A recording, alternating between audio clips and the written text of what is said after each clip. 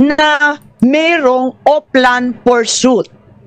Pakita na lang na inaamin at pinagmamalaki ni General Torre. Yan. Sabi niya, ito ang dapat talagang unahin sa lahat na ikulong, i-contempt. Etong si General Torre. At ang ganda nga sabi ni Senator Cayetano, mamaya sasabihin niya, niya, na 'di ba pagka nanguhuli lagi si Torre, dapat utusan natin si Torre na hulihin si Torre, 'di ba? Yan po ang dapat. Mamaya, tuloy natin. Di ito spur of the moment. Huwag kayong maniwalang spur of the moment. Yan. Dahil matagal ko nang pinaplano ang Operation Pursuit. Ang nagsabi niyan si Torre, yan ang ipapahamak talaga ng mga unang-una, yung mga hambog. Hambog kasi yan si Torre. 'Di ba? Bakit to, kanyo? Kasi nga si Torre po, full of himself. Totoo lang. Yung mama na yan, may konting may balita nga ako, hindi ko na lang sasabihin, pero yung may mga close in yan, talagang nagkikwento sila, full of himself. Yung laging siya yung bida, meron tayong mga mga katrabahong ganyan yung laging bida, laging siya na lang. Hindi, ako magaling, ako, lahat to, akin to. Eto, dahil sa epal-epal niya, akala niya kasi nakikita niya siguro sa social media niya, tingnan mo, pinupuri ako ng mga gago, di ba? Hindi niya alam yung mga nagpupuri sa kanya, mga troll yun ni Marcos. Di ba? So, pinupuri siya. So, pumasok sa utak niya nga to, tignan mo na, ang galing ng ginawa ko sa pagkadala ko dito kay Duterte sa dahig. Naku, papa-interview ko. So, nung in-interview siya, ayan, pinagyabang niya. Hindi ito spur of the moment. Pinaghandaan ko to. Ako dito, architect dito. Ako nag-ayos lahat. Akin to, ako dito, bida-bida dito. Ayan, napahamak tuloy siya dahil sa pagiging mayabang hambugero nitong maman to. Napahamak siya sa feeling niya, siya talaga ang magaling. Ayan, napahamak na nabuking na pinagplanuhan na pala to noon pa. So, lumalabas, sinungaling si Marcos. Di ba? Dahil nga sa pagiging hambugero nitong maman to, yun ang problema pag hambug yung bibig na yan, dapat yan, tinatapalan ng tape. Okay, hindi. Pero okay na rin yan. At least nabuking namin. Ayan. Sige. Pwede natin ipakita. Ayan. Laksan lang po yung volume. Laksan lang natin yung volume, please. Lakse!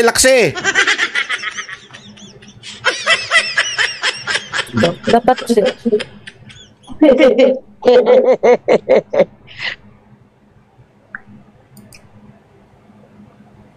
Hello, check. Hoy. Sige.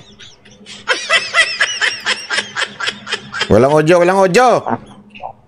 Hindi nag-stop. Ano ba yan? Attorney Dana, yung ating technical please, napakahina naman ng volume natin. Palta na yung technical nyo.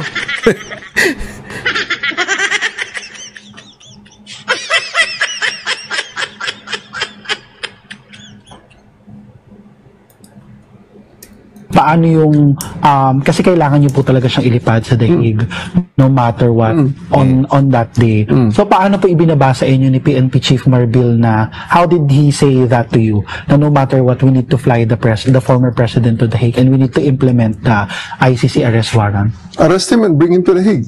Yun lang. Simple as that. Arrest him and bring him to the Hague. Sagot ko lang, sir, bigyan mo ko aeroplano. O di ayos. And then the rest. Tapa. Ang yabang, di ba? Arrest him, bring to the Hague. Yun lang. Sabi niya, basta ako yung bla dyan. Basta bigyan mo ako aeroplano. Tangin na, binuking talaga Binuking niya talaga Ang tanga-tanga talaga nitong...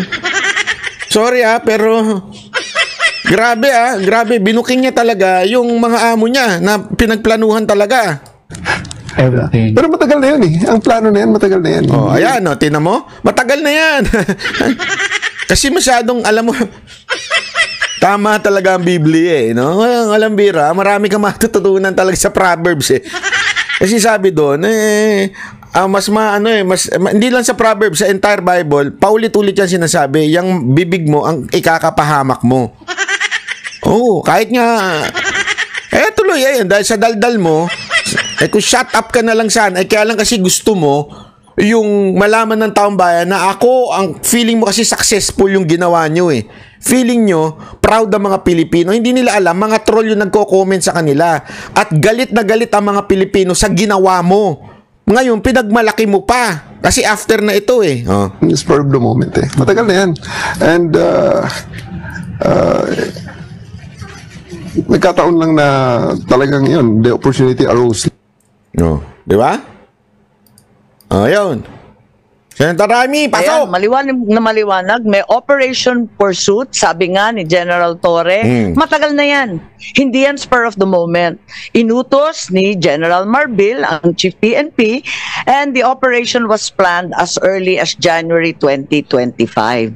So hindi natin pwedeng sabihin na madalian at waring nakita ko bit-bit ni General Torre nung pumunta siya dito sa first hearing dahil pinagmamalaki nga niya na napakakapal nung plano niya. Ang Oplan Pursuit 80 pages. Grabe, daladal. Bit-bit pa talaga Gunggong din talaga Bit-bit niya talaga yung plano niya Pagyayabang niya dadalhin ko ito para pagmalaki. Hindi niya alam kakapahamak niya yun. Ganun ewan ko, ano man tawag mo dyan kay Torre? Bit-bit niya pa Walang yan talaga nga naman kabobo nitong mamang to. Sorry lang pero that's the truth. Mahina utak At maliwanag na ang PNO had prepared a secret plan, Oplan Pursuit, to detain PRRD, including scenarios of arresting him either in Manila or Davao. It also contained maps of properties of the former president, his partner, his allies, with arrows labeling the nearby streets where the PNP could access the property. Sana hihingi ako ng kopya nitong 80-page plan called Operation Pursuit. At gusto ko rin sana malaman, katulad ng sambayanan, kung kailan nag-umpisa to.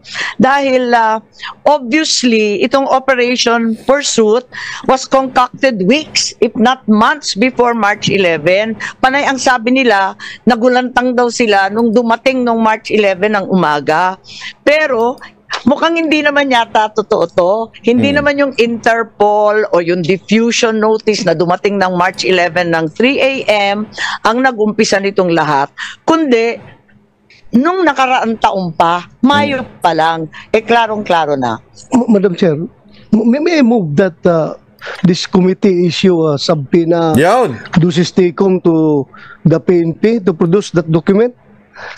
Madam Chair, before you rule on that, did the cabinet secretaries also submit already the whole video? Kasi they said last time na they will submit their version of the whole video. Kasi I agree with Senator Bato that any piece of evidence that is not confidential or does not violate national security should be handed over so that we can be fair to them, diba? We don't want to come out with reports then sasabihin nila ay hindi yan yung nasa buong video, ay hindi yan yung nasa plano, diba? So maybe we can request them and then if they don't give it then we subpoena it.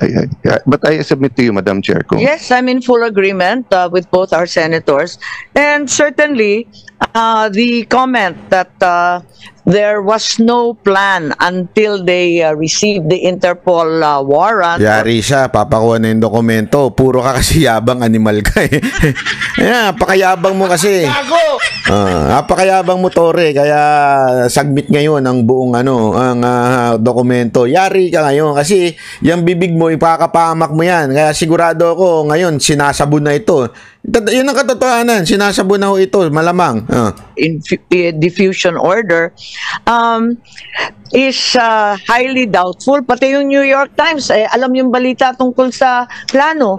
Bakit tayo walang maibigay na plano sa ating komite? Pagkatapos yung complete video na hinahanap ni Senator Cayetana, tama po kayo. Hanggang ngayon, hindi pa nabigay. Pero baka kasi kasama sa 80-page plan yung paghuli kay Senator Bato. So hindi talaga pwedeng ibigay muna sa atin. Ako, yari ka, Senator Bato. Kasali ka. Actually, saya ng hearing na to kasi minsan nagbabato pa ng biro si Cayetano kay Bato, pero si Bato naman sobrang sports niya, tsaka kitang-kita mo na alam mo yon, hindi ho siya natatakot sa anumang gagawing pag-aresto. Kasi ito tama yung ginawa mo, Senator Bato, itodo mo na to, itodo mo na, sir, kasi ganun din naman whether itodo mo o hindi, kung gusto nila ipa-aresto ka, kasi ang balita ko meron second and third and fourth pa na na warrant, kasama ka doon, naturalmente ikaw ang PNP chief doon, so siguradong kasama ka doon, itodo mo na to, para kung sakaling birahin ka, ano ka na dahil sa bumanat ka na, kaysa mag-hold ka pa. Kaya tama tong ginawa mo, Senator Bato. Senator Bato, anong comment nyo dan?